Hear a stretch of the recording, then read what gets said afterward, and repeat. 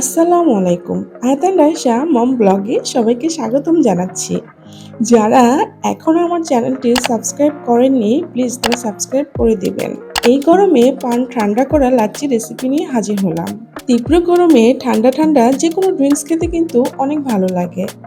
তার সাথে সেটা যদি হয় স্বাস্থ্যসম্মত হাতে বানানো লাচ্ছি, তাহলে তো কোনো কথাই নেই। আজকে আমি আপনাদেরকে দারুণ মজার এক লাচ্ছি তৈরি করে দেখাবো। আমি আজকে লাচ্ছিটা টক দই দিয়ে তৈরি করব। আশা করছি আমার এই লাচ্ছি রেসিপিটা আপনাদের সবার ভালো লাগবে। লাচ্ছি বানানোর জন্য এখানে আমি নিয়েছি 1.5 কাপ দুধ, পরিমাণ মতো চিনি মানে 4 টেবিল চামচের মতো হবে, 1 বাটি টক দই আর নিয়েছি কিছু আইস।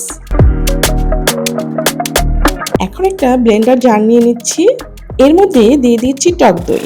অনেকে মিষ্টি দই দিয়ে লাচ্ছিটা বানান, একবার টক দই দিয়ে লাচ্ছিটা বানিয়ে খেয়ে দেখেন কতটা টেস্টফুল লাচ্ছি হয়। লিকুইড দুধটা দিয়ে দিলাম,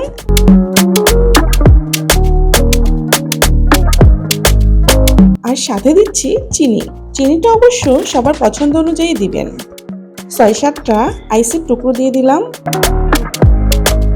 আর দিয়ে দিচ্ছি চায়ের কাপের 1 কাপ ঠান্ডা পানি। একটু ব্লেন্ড করে নিলাম। এবার অ্যাড করছি গুঁড়ো দুধ 2 টেবিল চামচ। আবারও একটু ব্লেন্ড করে নিব। ব্লেন্ড করা হয়ে গিয়েছে, এবার গ্লাসে ঢেলে নিচ্ছি।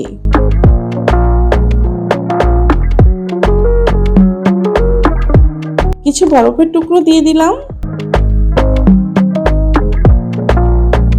একদম পারফেক্ট হয়েছে।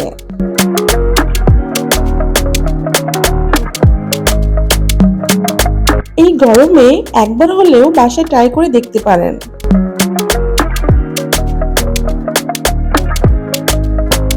ভালো লাগলে অবশ্যই লাইক, কমেন্ট আর শেয়ার করতে ভুলবেন না। আজকের মতো এ পর্যন্তই। আবারও কথা হবে নতুন কোনো ভিডিওতে। আল্লাহ হাফেজ।